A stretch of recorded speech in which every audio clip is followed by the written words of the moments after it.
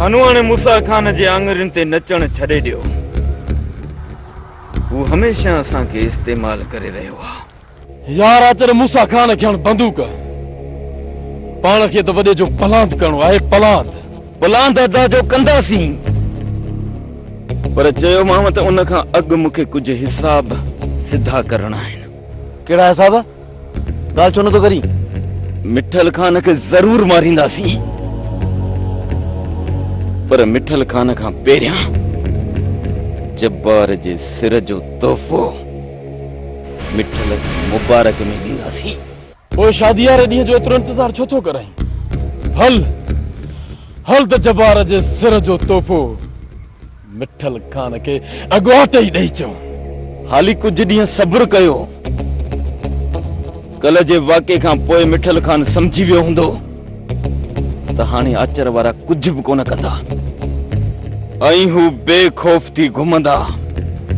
चए थो त पोइ सब्र कयूं था, पर लॻे कोन थो त मिठल खान जहिड़ो शातिर माण्हू को आसानी सां असांजी ॼाण में फासंदो। सचो दा, खानू सही तो चए। जॾहिं बि उन्हनि खे असां ढर ॾिनीसीं त ॿीहर बि असांखे ॾंगे विझंदा। केरु कंहिंखे ॾंगींदो इहो वक़्तु ॿुधाईंदो। फ़िलहाल जेको चवांव थो उन ते अमल कयो।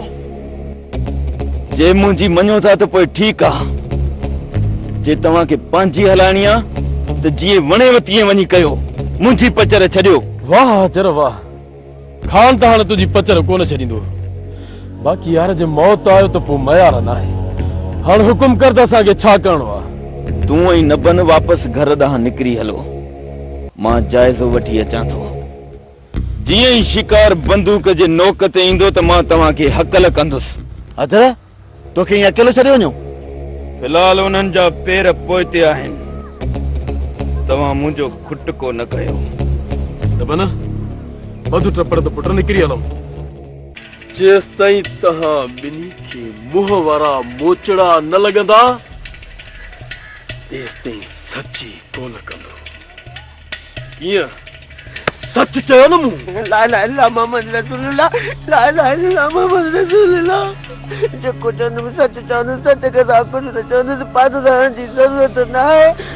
मुंहिंजो असुलु नालो अलाह बचाए और बचाए वाला दी खान तो खान आहे, पर हू मुंहिंजो सारो आहे। केॾा मुंहिंजी सारी आहे रहमत मुंहिंजी ज़ाला जिन चमन ते लॻी। मां अची पादरनि में पियुमि। मां अॼु ताईं ॿ ज़ैतून चोराया, जंहिं ते 10 मोचड़ा खाधमि। सूप ते 3, केले ते 7 पादर लॻा। उन ॾींहं खां वठी कसम कयमि त बुख मरी वेंदुसि, पर चोरी न कंदुमि। भाऊ जे तव्हांजी चोरी थी वई आहे त मां न आहियां।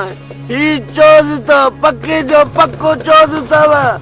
मां हिन ते शादी ॾींदुमि, ख़ुदा कादर ॾींदुमि, 3-4 कसम कढी ॾींदुमि। बस बस, या तकरीर पंहिंजे खीसे में रख।